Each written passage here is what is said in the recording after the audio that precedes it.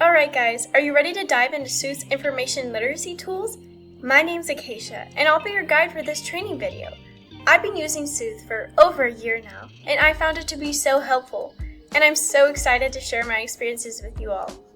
In this video, we're going to cover 5 things: Sooth's transparency features, the media bias search filter, Sooth's premium news partners, the Misinformation Toolkit, and Pulse, the news aggregator. As you know from the previous video, we're looking at the initial search page. I'm going to go ahead and start by running a search. I'm going to search, should we ban single-use plastics? This loads our main search result page, which you also are already familiar with from our Getting Started video. Okay, right here on this screen, we can see so many of Sooth's transparency features. Let's call them out. First is the categories themselves, the very layout of the page. These categories actually remind us that not all sources are the same. There's a wide variety of sources types to choose from, and the nature of their content, writing styles, and even their motives may be different from one another. Don't forget to scroll down to see all 7 categories. Okay, now let's examine the colorful icons we see on the page. We can see 3 different icons. To get a closer look, I'm going to start by clicking on the top portion of this result here. When I click on that, this side panel opens up, revealing these transparency features in much better detail. At the top is a brief description about this publisher. Below the description is the NewsGuard reliability rating. If you're not familiar with NewsGuard, they are an independent third party with whom Sooth has partnered to provide this data. So what does this all mean? NewsGuard is the industry leader in evaluating the reliability of tens of thousands of online news and information providers. And this score we see here in blue is the score that NewsGuard has compiled for this particular publisher. The score is calculated based on these 9 journalistic best practices. There are 5 standards related to credibility and 4 related to transparency. These NewsGuard standards are a really helpful guide for students when trying to assess the reliability of sources, particularly when we're not on Sooth. My teachers are always telling us to use reliable sources, but we don't really know what that means. So these NewsGuard standards really help provide students with a template for what good looks like. The other thing I love about these is that you can click on this button here that says Full Nutrition Label. I strongly encourage you to do this. This takes you to the NewsGuard website where you can see all the research that NewsGuard has performed on this particular publisher. On the right-hand side, you can see the points that are attributed to each of the 9 standards. On the left, we can see a write-up of all their research. It's very thorough. And if you scroll all the way down to the bottom, you'll see all hyperlinks to the sources that NewsGuard used to support their diligence and their rating. So this isn't just about taking NewsGuard's word for it. You can actually conduct your own research and see if you agree with the NewsGuard rating. When it comes to these ratings, Sooth does not include any sources with a reliability rating below 60. However, as you'll see in a few minutes when we discuss the Misinformation Toolkit, there is an exception to that policy. More on that in a few. The next transparency feature is the All Sides media bias rating. Now, All Sides is a different independent third party with whom Sooth has partnered to provide these ratings. All Sides has developed a very simple 5-point scale, which we can see here, that indicates the bias of a publisher. Their scale goes from left, center, lean right, and right. We can see that this publisher has been rated lean left, but like many students, I'm not sure what it means to lean left. So I can click on this link here, and it takes me to the All Sides website where I can read what it means to lean left. For example, this publisher may moderately show a preference for government services, laws that protect consumers and the environment, laws protecting equal rights, etc. It's like the Rosetta Stone for students to better understand the politically charged world we live in. I do want to mention that the explanation for center ratings is definitely worth checking out because, as All Sides explains, center does not necessarily mean better. I can also click this full info link, which directs me to the All Sides page where I can read about the specific rating for this publisher, its history, and the ratings methodology. When we put these 2 ratings together, the NewsGuard reliability rating and the All Sides media bias rating, it helps me understand so much about this publisher. Okay, back to the main results page. Here we can see the blue stars above some of the sources. This is the third type of transparency rating. I'm going to click on that. These stars represent the Charity Navigator rating. Now, the Charity Navigator rating is a bit different from the other two I just showed you. If you're not familiar with Charity Navigator, they're an organization that rates the accountability and transparency of registered 501c3 nonprofits in the U.S. Their rating has nothing to do with the quality of the content or the bias of the publisher. It merely reflects how effective and transparent the organization operates as a nonprofit. And sometimes, when you have no other data available to assess the reputation or reliability, this rating is an additional data point that could be helpful. Like the other ratings, we can click on this button that says Full Review, and it will take us to the Charity Navigator website where we can see the full report. Okay, so the 3 transparency ratings we just looked at, NewsGuard, All Sides, and the Charity Navigator, are provided by third parties with whom Sooth has partnered. Sooth doesn't have any control or influence over the ratings, or whether a source even has a rating. If you're curious about how Sooth uses these ratings and its broader framework for building its curated search index, you should definitely check out their FAQ, where they explain their selection framework in detail. Okay, so how might these transparency features be useful in the classroom? Let's say we're preparing to debate the pros and cons of banning single-use plastics. And as I scan across my search results, what if I don't see enough diversity of perspectives? What if all I see are left and left-leaning, or right and right-leaning? I can certainly recall times when I've been on Sooth and I wasn't seeing a broad mix of perspectives in my search results. So what did I do? That brings us to our next agenda item, the media bias filter. This is one of my favorite features. Let's go back up to our search box and click this filter here. You may recall seeing this in the Getting Started video. When I filter my search by media bias, my results are sorted by their media bias rating. It's important to remember that we're now only looking at a subset of all the search results we were just looking at. It only includes those that have a bias rating. And now, I can scan the page and see all the perspectives from far left to far right, all side by side.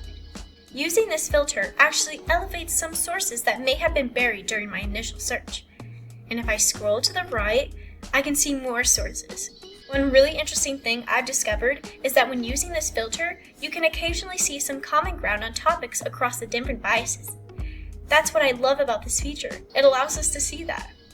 Okay, let's move on to our next item on the list, Sooth's Premium News Partners. I know my friend Langston mentioned these to you in the Getting Started video, but there's just a couple more things I want to mention. As you know, we can go back up to the search menu, click on the Partner filter, and then we see below the list of all the premium publishers that have teamed up with Sooth, meaning students get full access to their paywalled account. By the way, as Sooth builds more partnerships, we'll see their names get added to this list.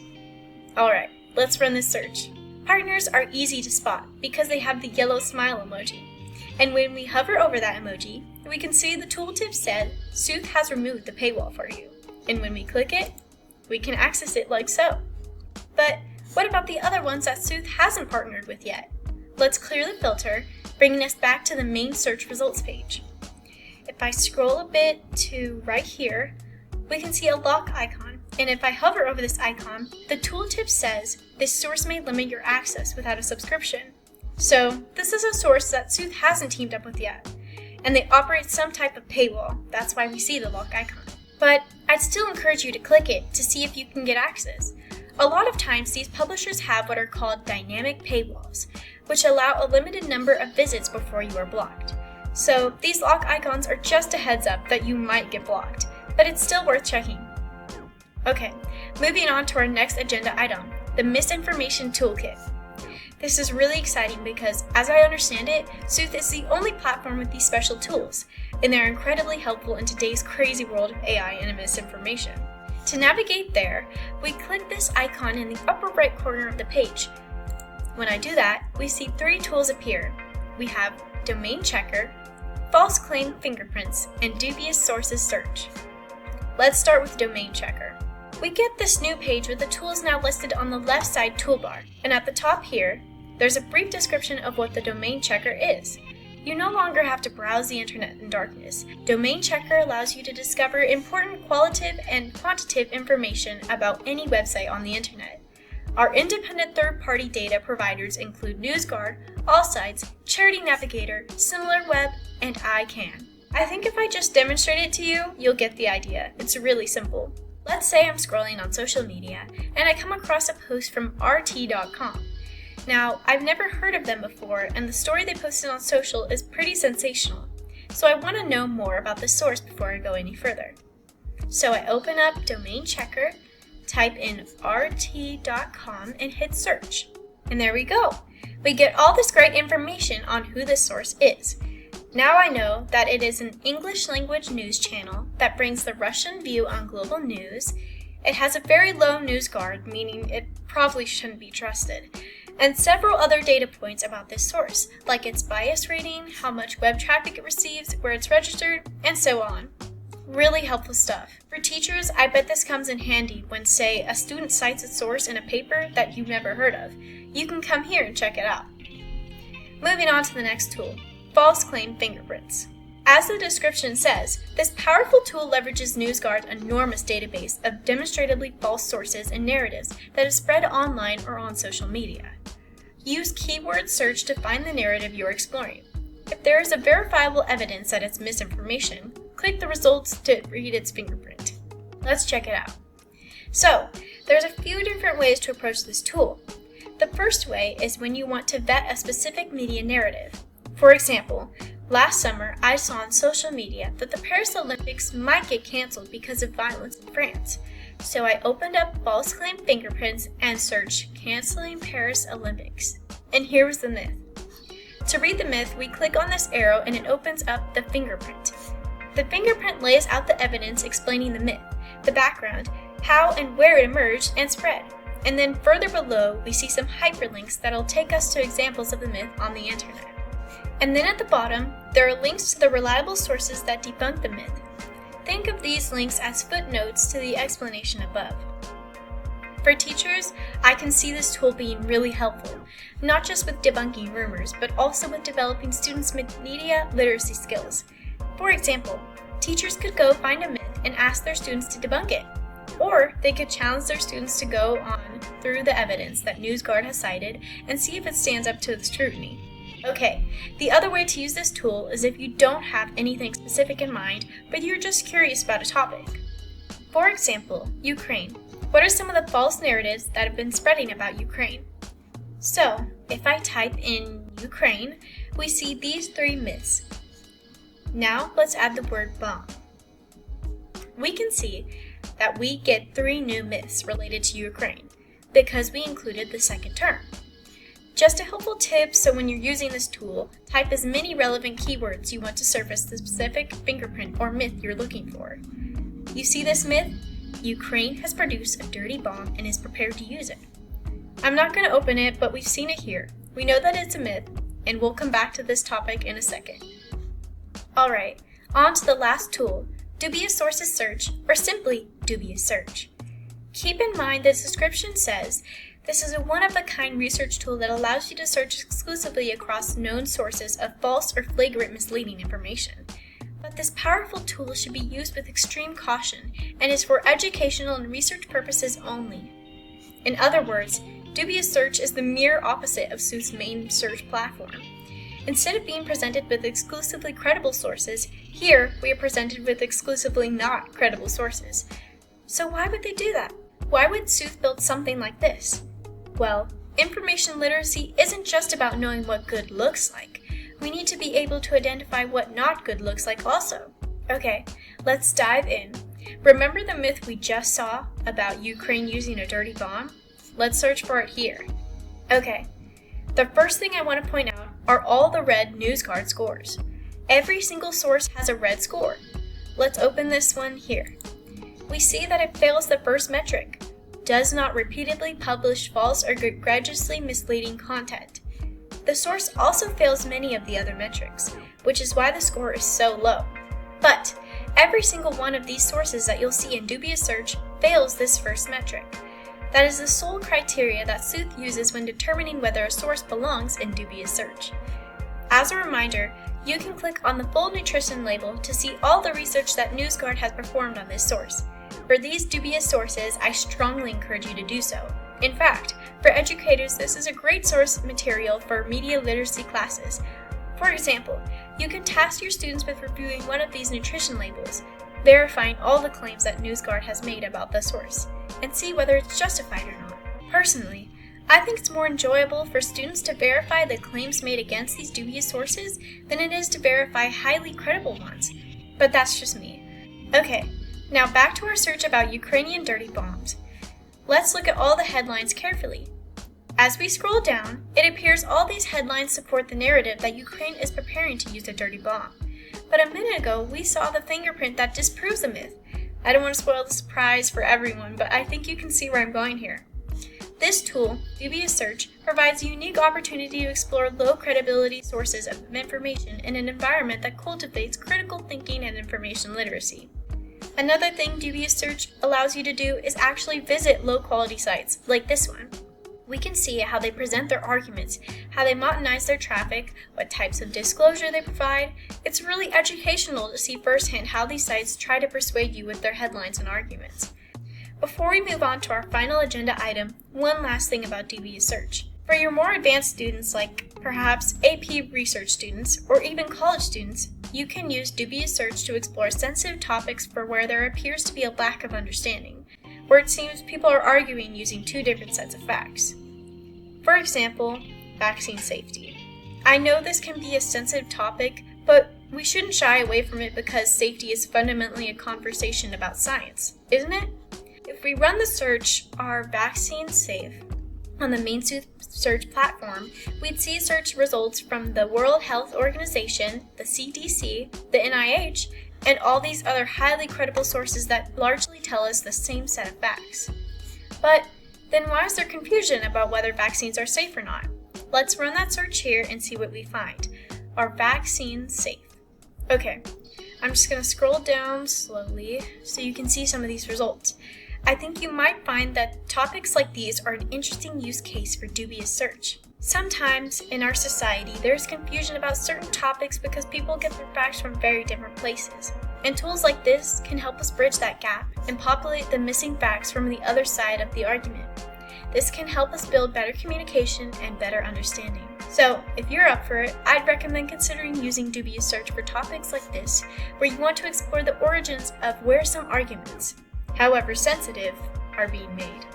On to our final topic of this video, Pulse. Now, to navigate Pulse, we go up here to this icon that looks like a Wi-Fi signal and click it. That will direct us here to the Pulse page.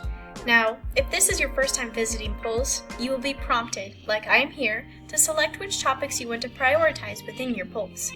Now, your Pulse is simply your personalized newsfeed that contains the topics that you are most interested in. We'll see what it looks like in just a second. I'm going to click Global Economy, Geopolitics, Technology, Science, and Arts and Culture. Now we enter Pulse. So over here on the left, we can see a menu of topics. In fact, all the topics we just saw when I selected my preferences. And at the top, we see your Pulse. This is your personalized feed that's comprised of the topics you select.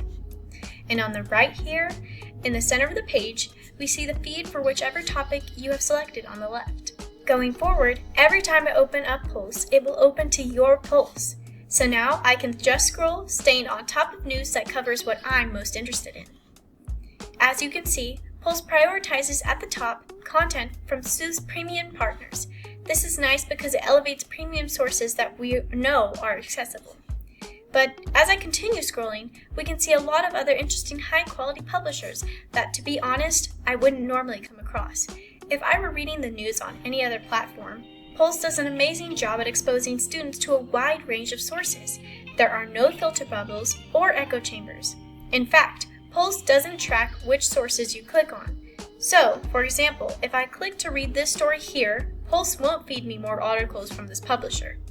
And as you can tell, when we're using Pulse, we still get access to all the transparency features and productivity tools. So if I wanted to bookmark an article and save it to one of my collections, I can do that. And of course, if I wanted to deep dive into a specific topic, I can click on that topic back here on the left. I had a teacher last year that encouraged us to spend a few minutes every day reading 5 articles on Pulse. It was an easy way to build new reading habits that encouraged us to stay informed without resorting to social media. Last point, if you want to change the preference settings on your post, you can do that here by clicking these 3 dots. Okay guys, we did it. We got through video number 3, information literacy. I hope you found it exciting and enjoyable. Like I said, I found Sooth to be so incredibly useful, not only for my schoolwork, but just in general.